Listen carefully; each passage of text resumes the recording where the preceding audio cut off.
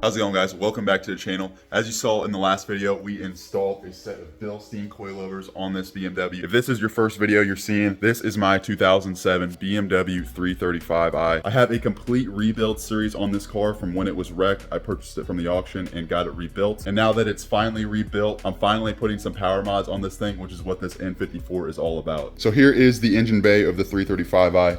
As you can see, I currently have the dual cone intakes with the stock inlets. It has a eBay charge pipe and a fake tile blow-off valve. I recently installed this oil cooler. Since mine is a 07, it doesn't have this. You can kind of see it down there in the grill. I'm still waiting on these grill pieces. As for the mods you guys can't see, it does have a eBay exhaust and a MHD stage 1 tune. And today we're going to be installing my top 2 mods for making the most power on your BMW N54. And as you can see, what I got laid out right here is the ARM 2-inch relocation inlets. It features a steel reinforced silicone piping for your intake, which doesn't flex under boost. It also features its own heat shield, which does not come in most kits. This will replace the factory heat shield that is on the turbo manifold. It also has a heat shield for the intakes themselves. Now, like I mentioned, this is the 2-inch inlet relocation kit. They also have a kit for the stock turbos, which is 1.75. I do have the stock turbos, but I wanted to run the 2-inch inlets because I figured sometime in the future I'd probably run upgraded twins. So they also sell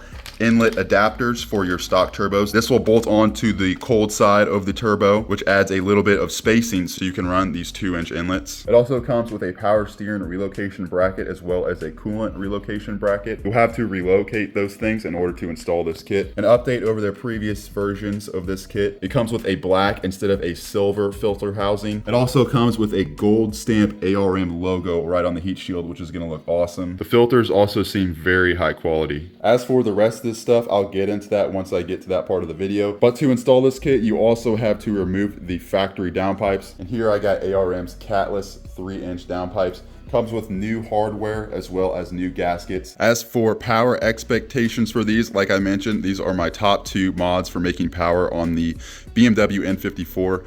That is not including tuning. Obviously, if you paired these with a intercooler, you were able to run stage 2+, which would give you the most boost. But because we have catted downpipes and we're installing catless downpipes, that allows us to run stage 2, which will increase the boost pressure. Now, just for these inlets, they do not require a tune, as well as the downpipes, they do not require a tune on the N54, but they definitely help. As for power expectations, from this kit right here, ARM says to expect 60 wheel horsepower and 60 wheel torque. That is wheel horsepower and wheel torque, which equates to about 80 horsepower and 80 torque to the crank. That is crazy just for an intake system.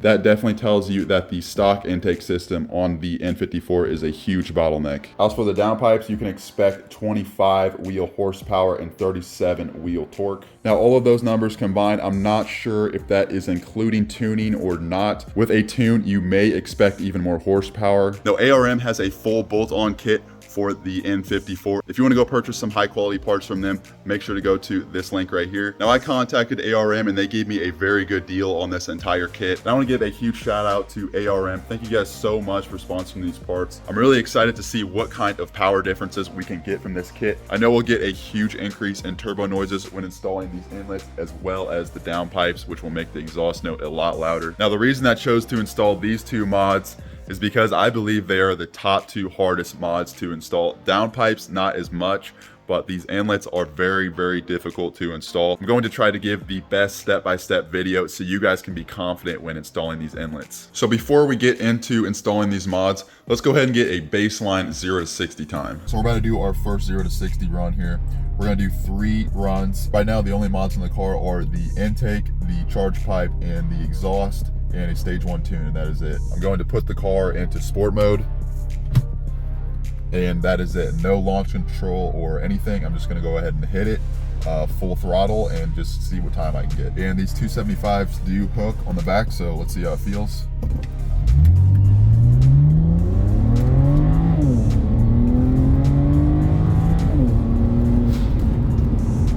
That was a 4.9 seconds. That is a lot better than what they put these cars out to be. I believe it's like 5.5 seconds, but this is with the mods that I have, but I'm pretty happy with that. Half a second for the mods that I have.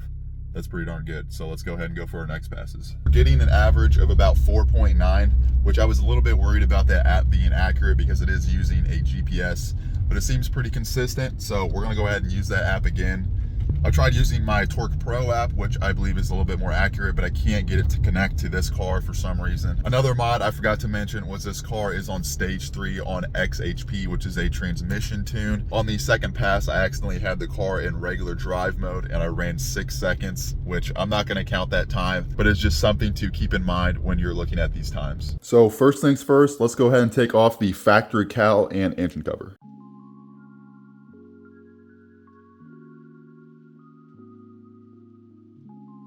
You also saw I also removed the dual cone intakes. Now we're going to take some of this coolant out because we need to relocate this coolant reservoir.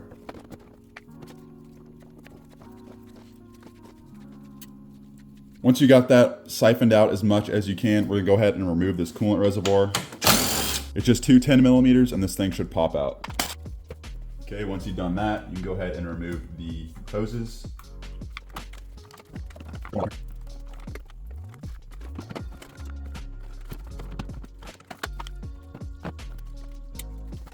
We also need to relocate these vacuum canisters. So there's actually 3 bolts, one right here, one that's directly down here, and then one behind this. You might need to remove this canister just to get to that bolt.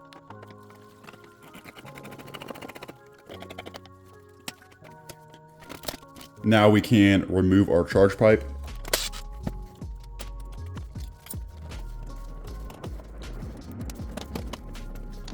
I'm gonna go ahead and remove this power steering reservoir. It's kind of getting in the way of my blow-off valve.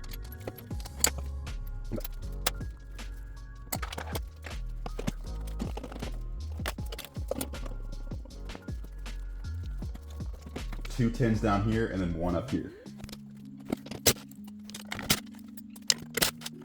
There's also gonna be a little connector down here that's holding the hose. You can go ahead and disconnect the hose and remove this bracket. You no longer need it. Now you can grab this piece. This is our first piece we're gonna be installing. It doesn't matter which way you put it, the angle is going to be the same, but basically we need to uninstall these 2 alternator bolts. They're both 13s.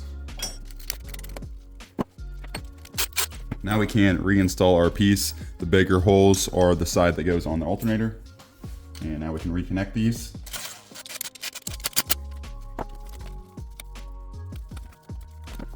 And now what you'll need to do is reconnect your power steering reservoir to this bracket. So to do that, I'm gonna go ahead and loosen this bolt right here so we can spin this bracket around. Now ARM did not supply these bolts, but these are the same thread pitch as the nuts that were up on top of here. I wanna try to make this look as factory as possible. So I'm gonna go ahead and use these up from the bottom.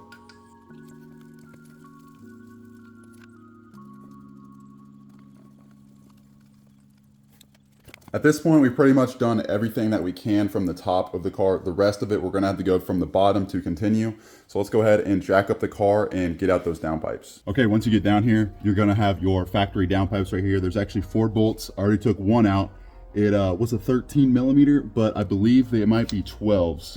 Okay, yep, they are 12. So make sure you're taking them off with a 12.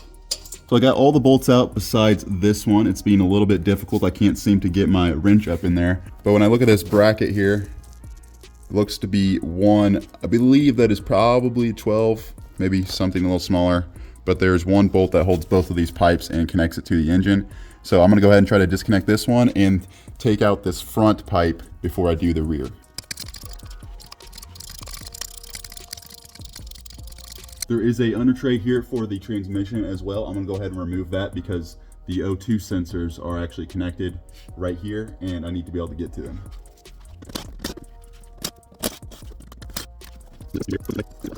Okay, now here are our O2 sensors. We'll go ahead and pull these out. And just so I remember which one goes where, I'm going to leave this little metal clip on here that goes in right here. You wanna make sure you plug these in the exact same spots because they are different part numbers. There you go. They really just pull apart. You don't need to use a screwdriver at all. And they also clip in up here in a couple of areas, so make sure to disconnect them there.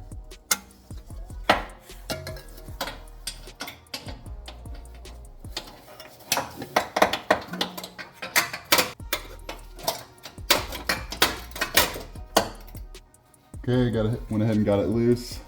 They aren't very tight, so just keep that in mind. We'll go ahead and fully remove the bolt.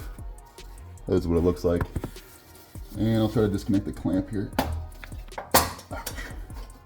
Now, if it's being stubborn and you can't disconnect these, especially if you have an aftermarket exhaust, because there is flex pipes that give it a little bit of flex, there's actually a bracket right here that has 2 bolts. I'm going to disconnect that, and hopefully I'm able to slide this pipe down so I can remove these downpipes.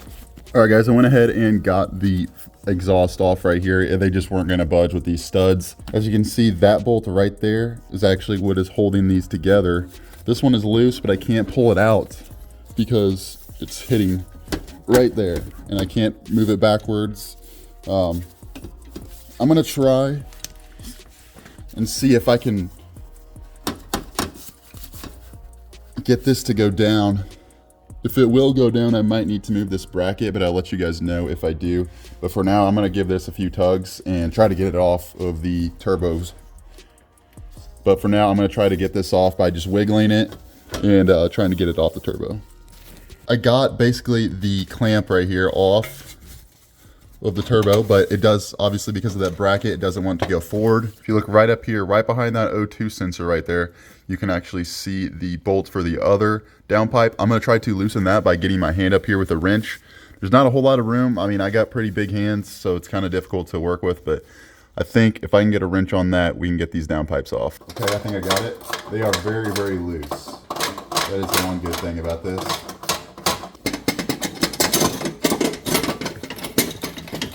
All right, so as I suspected, I'm gonna have to remove this brace.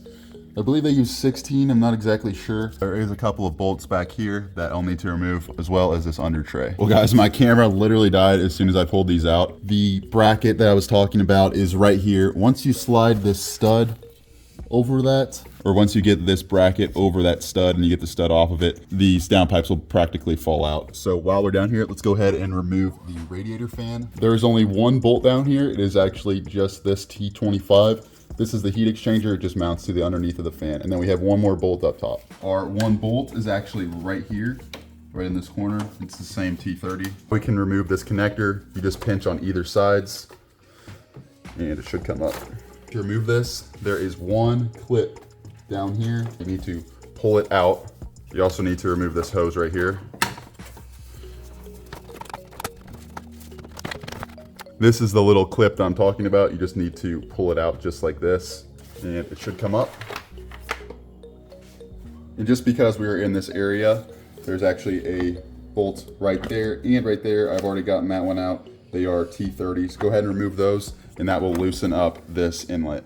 Okay, now these are the 2 connectors for the upstream catalytic converters. We'll go ahead and remove those.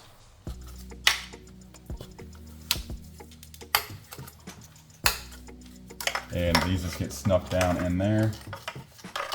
Per ARM's directions, you basically need to cut this with like a Sawzall or something. I'm gonna try to find a little handsaw to cut that off. And that's basically what you do. Before we go ahead and jump into that, I'm gonna go ahead and disconnect this PCV valve right here. Or sorry, this is actually not the PCV valve. This is where the PCV valve goes into. There is one connector down here, just like that. This is one of the wires that you'll need to extend, but we'll tuck that aside for now. Now, because we are cutting this pipe, you don't have to be super gentle with it, but you don't want to break this plastic fitting. This is being kind of stubborn to get out, so I might just kind of bend back these tabs. Okay, there we go. We got that.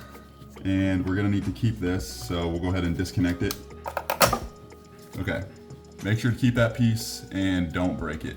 Okay, so just like the front and the back, you're gonna have 2 of these little screws right here that have the rubber grommet in the middle. They are both in the back right here. They might be difficult to get to. They seem to be on the very back of the head. Another option would be to just break them because I can't even get my hand in there. So that is what I'm doing right now. All right guys, I'm gonna go to town with sawing this thing. So this is my weapon of choice. It is a wood cutting saw blade, but I'm gonna try to cut it right there. I'll see you guys in a minute. Finally got this piece off, went just like that. I highly recommend a Sawzall if you have one. You wanna make sure that you get no plastic pieces in there.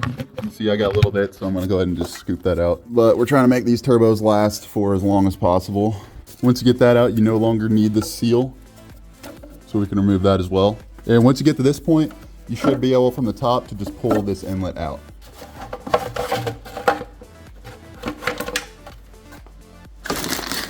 Once you get the rear inlet out, we're gonna go ahead and jump onto the front.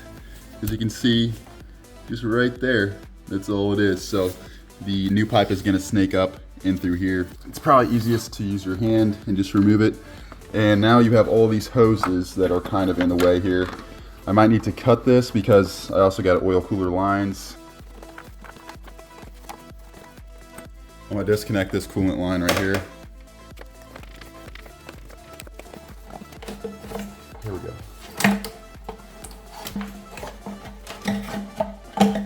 All right, so once you get to this point, you're pretty much done taking things off. So the first thing we're gonna be installing is our new heat shield.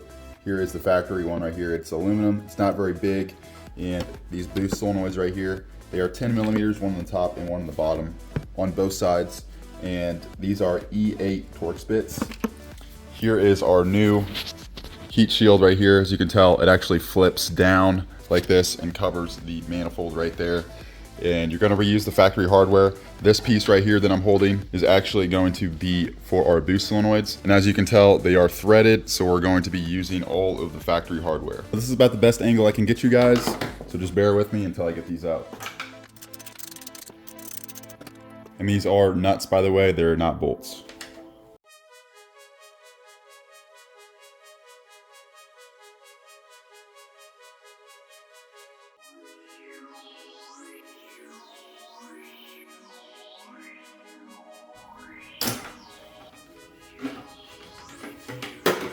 No longer need this. So before I install that bracket with everything, I'm gonna go ahead and put a bolt here and here just to get it lined up. And then I'll go ahead and put our boost solenoid bracket on.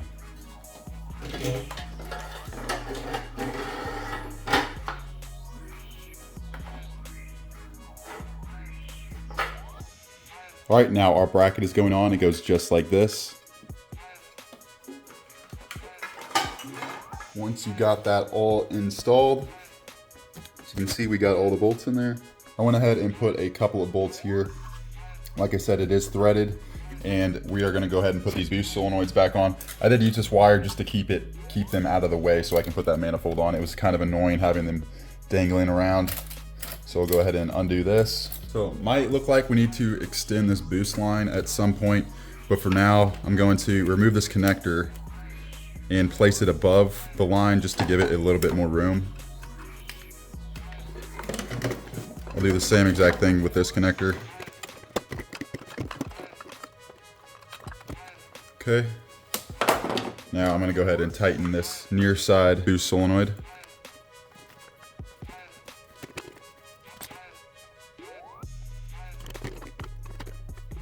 All right, so for right now, this is how it's gonna be. I definitely need to extend this wastegate line right here because it is kind of tight. These vacuum canisters right here, we'll figure out a way how to mount these in a second, but for now, let's go ahead and get the intake pipes on. Before we throw on our inlets here, we need to put on our adapters. They're gonna go right on here, just like this. It's gonna be a pretty snug fit, just like that.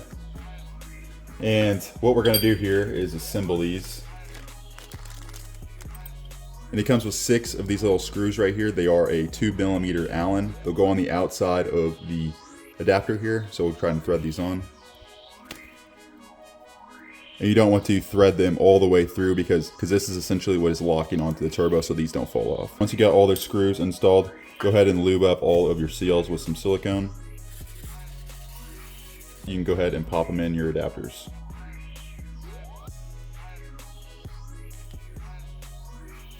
Now these are ready to be installed onto our turbos. Here's our inlet adapter. These just pop right on.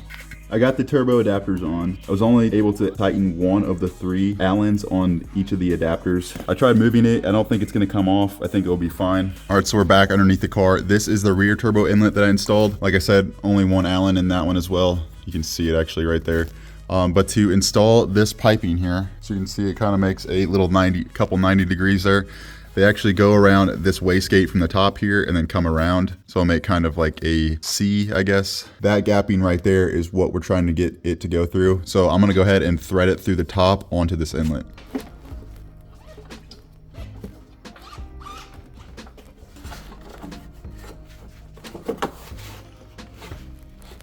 All right guys, we're getting it. If I had 2 people, this would be way easier. It's a lot of going from the top and then going from the bottom, just wiggling it around. It's a good thing that it is all silicone because it can flex. If it was aluminum or something, it would be really difficult. All right guys, so I got it pretty close. I went ahead and lubed up this already, but what I'm gonna plan on doing is just connecting this. There needs to be a hose clamp here, and I'll show you which one you need to use. This one right here, it is the right length. As you can see, there is a certain gap here. They have other ones that are thicker, but they just have like a whole array. You don't need all of them. But I'm gonna try to slip this on, and I've already got this hose clamp disconnected. I'm gonna have it this way and wrap it around, connect it, and try to tighten it with the bolt in just like that. So it's facing the way that I need to, right there. So let me go ahead and try to slip this on, and I'll catch up with you guys. This is pretty much what it looks like. The 2-inch piping is extremely difficult to sneak down in here. But what I ended up doing is actually taking the boost solenoids back off so I can thread it through the top up here and down. But as for the front inlet, I've already went ahead and grabbed some wire and just kind of moved everything out of the way. But now that pretty much gives you easy access to sliding this thing in. So right now we'll go ahead and slide this thing in. It's gonna be kind of difficult, so I might need 2 hands, but it's gonna go just like that. And don't forget your hose clamp.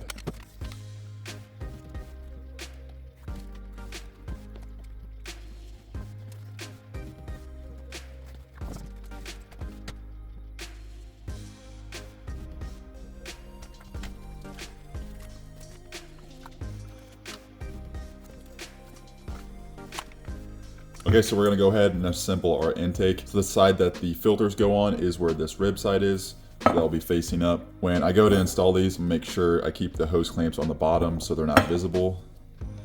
So the side that is facing us right now is going to be the bottom side. So I'll go ahead and tighten these clamps.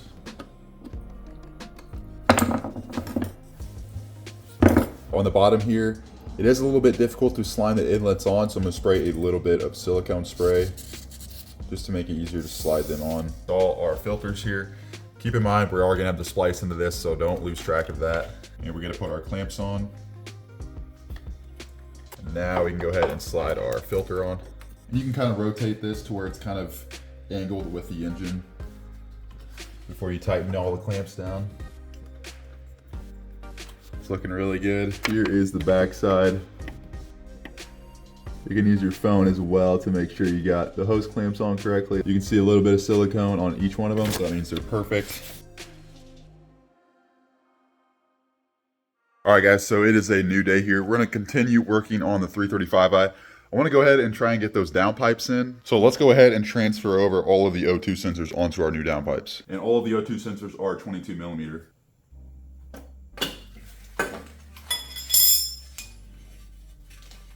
Clean these up with a little bit of brake clean and a rag. And then also I'm gonna put a little bit of anti-seize on the threads just so in case I ever have to take these off again, I can do that. And this is the exact pipe that this is going to replace. So we'll pop out these little caps here and we'll reinstall it. And then we'll do this for the rest of the 3 here and make sure you're putting them back in the right spot.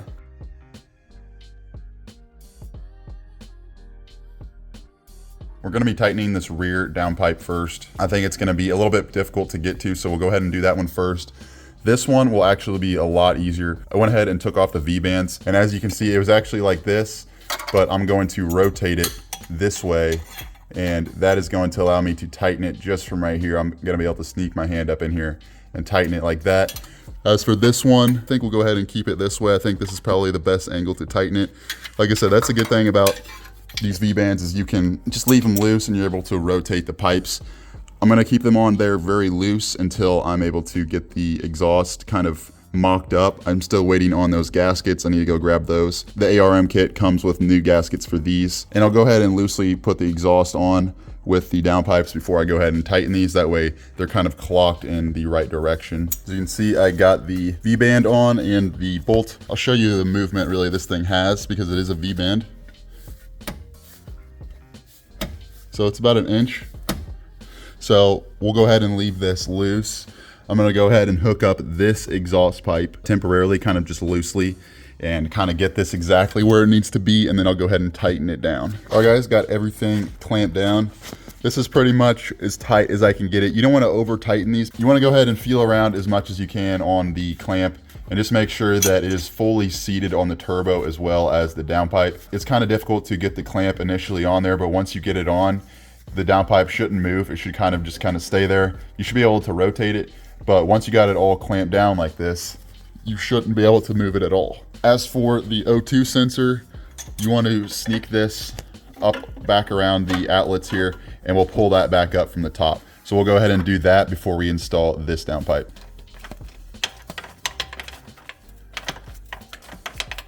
All right guys, I got the front downpipe connected. The O2 sensor, in order to slide it through down here, I had to remove it. So before you go ahead and fully tighten that V-band clamp, I would recommend tightening that O2 sensor just so it's easier to get to. You kind of move it around, just go ahead and tighten it, and then go ahead and put it up in there and put the V-band around. If you need to, you can also remove this power steering rack. There's a couple of E-Torques right here with nuts on the top. You can remove those, and I believe you can actually move this back this way a couple of inches without disconnecting anything else. And that gives you a little bit more room to put your hand in there. I didn't have to do that. As for tightening the V-band clamp, again, make sure that it is fully mated against the turbo, and then you can tighten that V-band clamp. You should be able to kind of rotate it in the way that you need and then tighten it. This is about as tight as I was able to get it, if you guys need that for a reference. I'll show you on the other side as well, right there. And for the O2 sensor wires, I went ahead and just slid them up there for now. We'll go ahead and reconnect those once we get up to the top of the car. All right, now we're gonna go ahead and reconnect our O2 sensors that are down here. Go ahead and pop this back in. And this one we'll just clamp in just like this. So you can see right there. Kind of makes a weird little angle right here, but that's how it goes in. They're actually slightly different connectors. You can see on this one that has the green gasket on it, bigger slot in the middle. This one has a smaller slot. So that way you know how to plug them in. They only go one way. So go ahead and just plug them in and you snap them back in these locations right here. With the ARM kit, you're gonna get this little adapter here as well as these two little rings. Go ahead and take your PCV fitting here. The sensor will go this way. So you can see all these little tabs will go in the sides, and then just push it together. It should just press in nicely, especially if you have some silicone on. But once it goes below that line right there, you know it's on.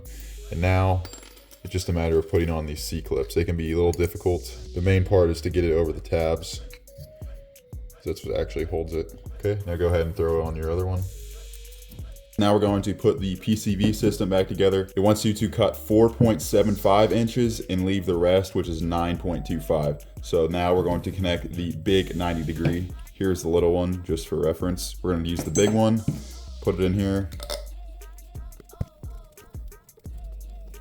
They give you 4 smaller clamps. We'll go ahead and attach those.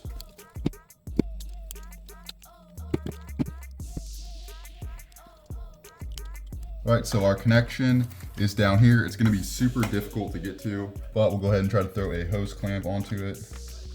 Okay, before I go ahead and put this in, I'm gonna go ahead and pre-install this. All right, so it's gonna be something kind of like this. So I'm gonna go ahead and tighten this clamp. It does need to be super tight because it is plastic.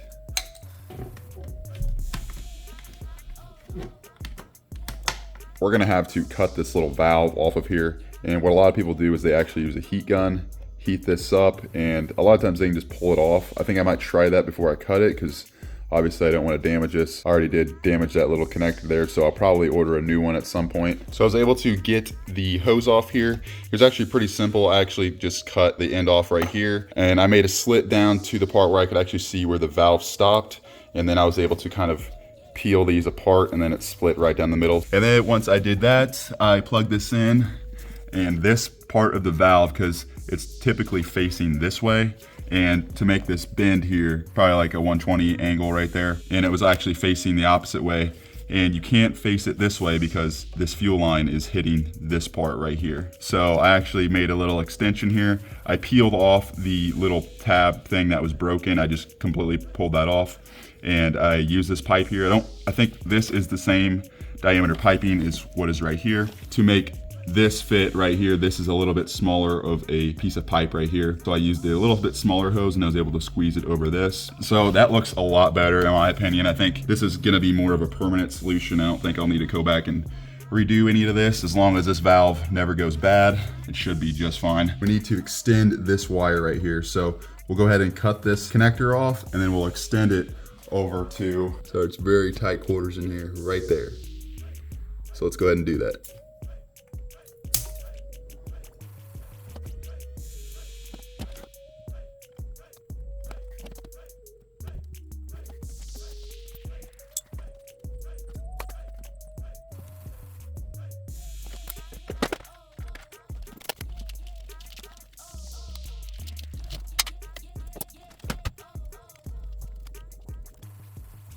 I was able to route this up like I mentioned before.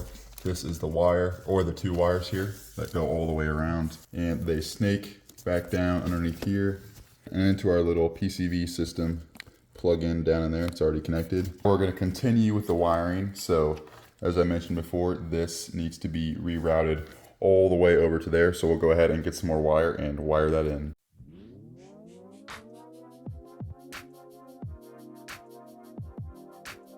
I soldered them. I'm trying to save my solder, so that's why they look a little thin on the solder.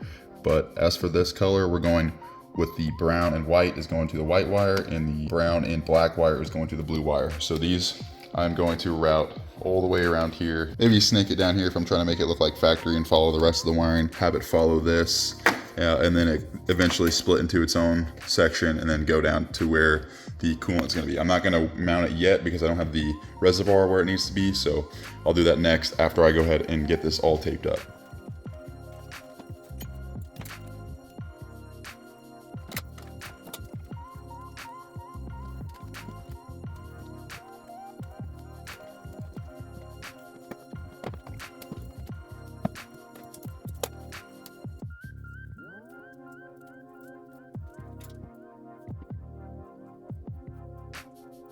I went ahead and just went the extra mile. I routed it up here, went ahead and taped all of this. I actually undid this factory zip tie clip, and I have another one that looked pretty similar to it, so I went ahead and used that. But the two wires are routed underneath here, and they kind of sneak around here. I was going to tape this up, but it's kind of hidden underneath there anyways. It gets taped up with this, and it gets routed up along here. This is for the radiator fans. Just goes along with them just like this. The radiator fan finally splits into two right here. This is where it plugs in, and this wire continues. There's actually still little clips in here for it, and one right here, and then it will go down and then plug into our sensor. I actually made it a little long because I want to see if I can get this sensor to be mounted this way instead of on the side there, because it's gonna be kind of difficult to connect it. As you can see, it's gonna sit something kind of like this, but this is the orientation of this little bracket here. This is how you connect it. I have actually a factory bolt right there, another one right there, and below that is a nut, just to make everything look kind of factory in here. I do like the zinc coated bolts that came with the kit, but I like making this thing look as factory as possible, so that's what I'm gonna do. All right guys, it's actually day 3 here. I didn't really get as much done as yesterday as I hoped. I had to kind of jump away for a little bit for a birthday party, and to make this work, I had to remove this bar here that actually sits right here and down there. It bolts right into it. I'm guessing it kind of adds a little bit of structural rigidity from the frame to the apron, but when you think about it, you have this radiator support here that's also bolted down to the frame, so it's kind of redundant. I'm sure it probably has some kind of safety feature, like whenever you get into a crash. Here's what it looks like on the other side. It's a pretty thick bar, but when this bar was here, it was actually causing this to sit up way higher. It wasn't allowing it to sit right, and it was actually hitting the hood whenever I closed it. It still sits pretty high, but it actually doesn't hit. It's very close, but it does not. So now we're gonna go ahead and start working on the coolant piping here. So this hose right here, you can actually just disconnect it right here, disconnect this clamp, and plug that in right there. That's what they want you to do, so it's kind of like that.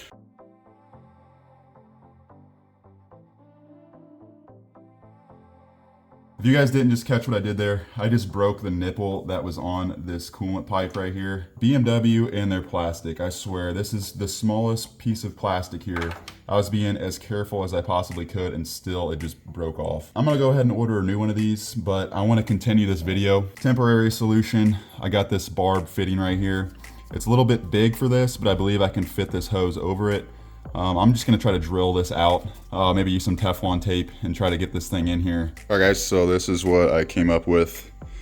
I went ahead and got this barb fitting in here. I got some Teflon tape on it. Teflon tape can withstand some pretty high temperatures, so I know there's a company that sells these that are all metal. I definitely need to probably look into that, because if I plan on keeping this car for a while and doing mods like this all the time, I'm gonna need to get some of these because that broke way too easily.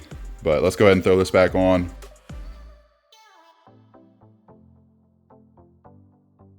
So that's how it's looking like. I tried to use the original clamp, except it wasn't gonna slide over that barb fitting. It's just quite a bit larger. We only got one more thing to do, and that is to connect our last hose to the bottom of this reservoir. It actually involves this hose. This hose was all the way up here, if you remember, but I brought it back down here because it was kind of in the way, and it's gonna need to come off anyways. This fitting right here, you're gonna wanna keep, and there is a permanent clamp. There's actually a three-way connector down there. One goes to the water pump, and one goes to the radiator, and one goes to this. So this basically feeds the water pump. That's how that whole system works. So you're going to need to cut that permanent clamp and keep the full length of this hose, because that's important that you have the full length here. So basically the way that this is gonna go, I already got the 90-degree elbow. This whole piece right here is approximately 20 inches. It's the same inner diameter as the coolant hose here, so it will go straight onto the connector that you'll be cutting off. You follow this hose, plastic hose that goes around, and you'll see it connects into the water pump right here, and then this is our connector. Now underneath all this wrapping, there is going to be a permanent clamp. Yeah, actually you can see right there. I've already pulled it back just a little bit. But to remove this, you're gonna have to get a pick in there and pretty much remove, as you can see right there. You can actually press those pins in and you should be able to pull this off. And that will allow you to pull this hose down here so you'll be able to cut it with a Dremel. So this is what I'm using right here is a Dremel. Again, it is plastic, so you don't want to break it or you don't want to cut through it. That's why I'm using this really small blade here. But I'll go ahead and pull that connection off. And here's the little clip. Now it should be able to pull off the water pump, and I'm pretty sure a lot of coolant is going to come out. I know most of it drained, but we'll give it a tug. And I misspoke whenever I said this is connected to the water pump. This is connected to the thermostat. So let's go ahead and pull it off.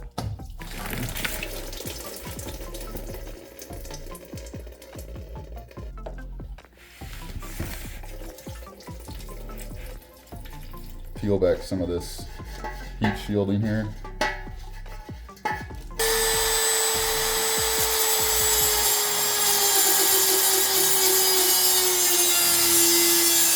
Our clamp is completely cut. We're gonna pry that open and we'll go ahead and pull this hose off.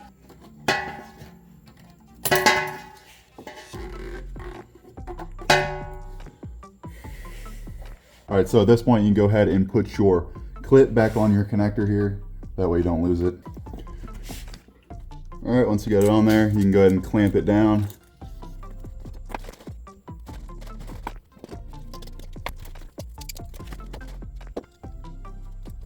All right, and I've already removed the coolant reservoir, but I had that in there for a second. I have a really good pro tip for you guys if you're having fitment issues, but I routed my coolant line. I went in between this heater hose line down here and the charge pipe. I just put the hose in between that. It kind of sits snug. It's not crushing the hose. And that kind of keeps it away from these belts as well. I know that people have some problems with that. Eventually I will probably zip tie these up just to keep them away from the belts and the fans. Then you go ahead and use your elbow, connect it up there. This line right here is for my oil cooler. I actually have a connector right there that keeps this away from the fan, but for now I'll just zip tie this up. Pro tip for you guys. Now the coolant sensor, let me put this in the right way. I've already made the modification. So pretty much the coolant sensor sits in a really bad spot. It hits the fender liner really bad. And so when you're looking at this coolant sensor here, as you can see the fitting here, it only allows it to go in one way. See, the bigger side here will go in and it basically twists and uses kind of like a little ramp to lock it in. Now, to make that work, as you can see, this is the small side. Now to make this go the opposite way, you can actually do it. You just need to use your Dremel and kind of shave down the sides of this until it's enough to where it can fit in just like that. And once you do that, you can twist it. And now it sits more in a proper location. So if you guys are having issues with that, I would suggest going ahead and taking down a little bit of material on that little tab right there. You can also use a razor blade, that would work as well. I'll go ahead and attach all these in the coolant lines. Go ahead and fill it up with coolant. Before you start, you want to go ahead and do the coolant bleeding procedure. I'm going to leave the fans off for now, just in case I have any leaks. I can kind of see where it's coming from. But we'll go ahead and connect everything and do the bleeding procedure. This is all good. I've already bled the system. There's no leaks as of now, but we have not got this car up to temperature, so I think it's time to give it its first start. Guys, I have to say, I am incredibly nervous for this. I put so much work into this. I know this seemed like a quick video, but obviously you've seen this has been 3 days in the making. Now I haven't been working the entire day, but I've been working quite a bit. I really hope we have no issues here, no leaks, no rattling of the intakes or the exhaust. So let's go ahead and start it.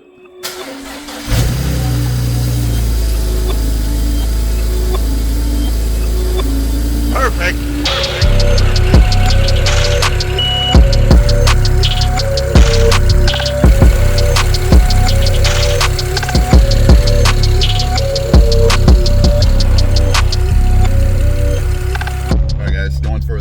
Test drive here.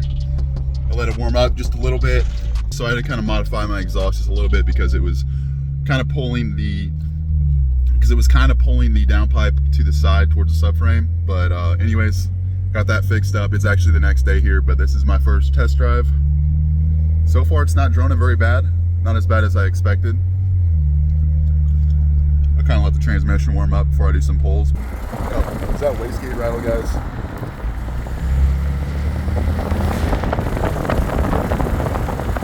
I think that's wastegate rattle. I'm gonna try to do the wastegate rattle fix or whatever with the MHD. I originally thought it was an exhaust leak, which I did have an exhaust leak on this thing. All right, let's go ahead and do a quick.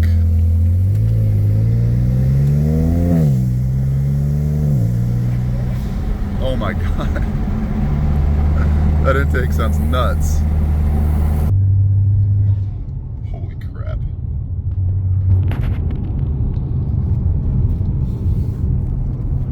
I'm gonna go ahead and put it in sport mode. It was shifting really quick there. Oh my God. Dude, it sounds like a jet. The blow off valve is like way louder for whatever reason. And you just get way more induction noise.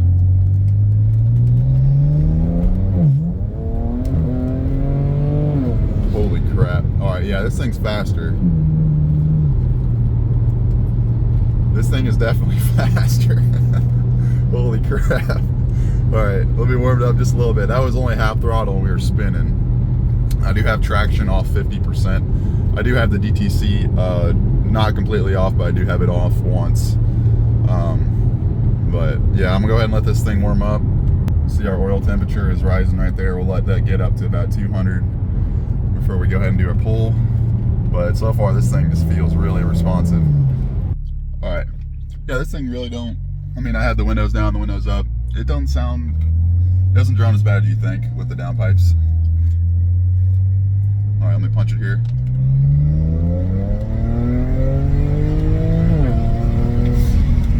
All right, yeah. Definitely feels a little more responsive there. Seatbelt's locking up on me.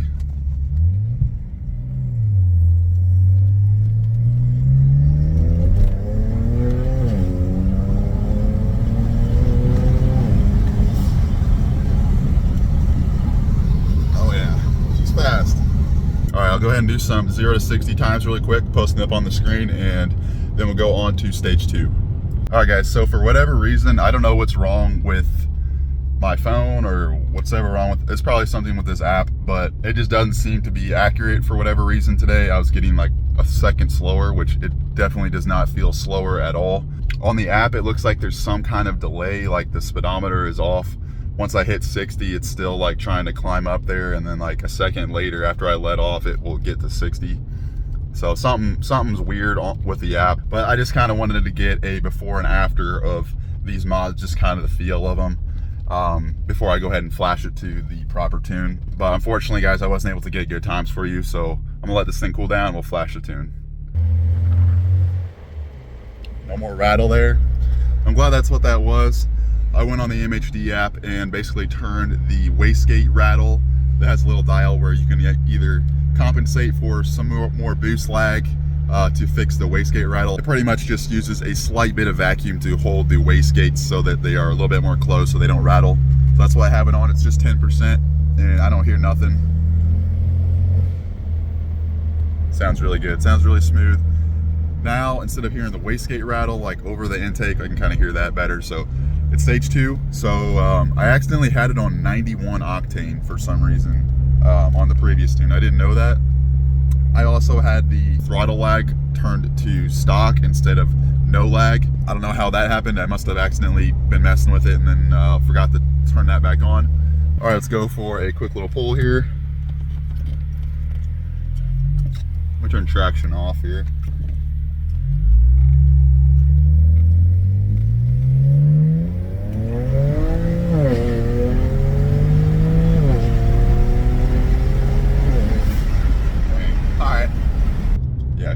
She's quick.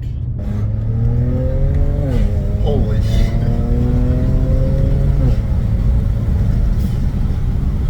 Yeah, she is quick, guys. It definitely throws you back in your seat a little bit more. Dang, I gotta drive this thing a little bit more and I'll get back with you guys. All right, guys, I'm gonna go ahead and post the times up right now so you guys can see them.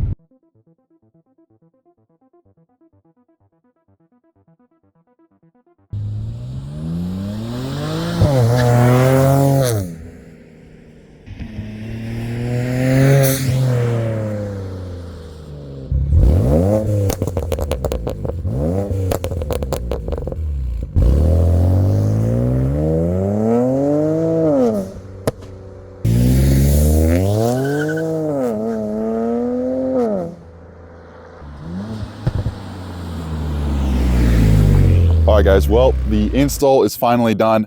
It's actually about a month later after I installed all of these mods. Now, I wasn't able to get reliable 0 to 60 times. I believe the 0 to 60 times whenever I did it on the stage 1 tune was probably pretty accurate. It seems to be on par with the rest of the stage 1 E92 335i's that I've seen on the internet. But anyways, guys, this 335i is really transforming. It's amazing how far this thing has came since I bought it. Anyways, guys, I want to give a huge shout out to ARM for sending me out these parts and give me a great deal on them as well. Again, I hope to keep working with you guys in the future. I want to see what kind of power these stock turbos can do once I fully max them out. But anyways, guys, thank you guys for watching. I know this has been a long video. It's probably close to an hour, and I spent a ton of time editing this video. So if you guys could leave a like and subscribe if you want to see more BMW 335i content. Lots more mods to come in the future. But with all that being said, guys, I'll see you in the next video.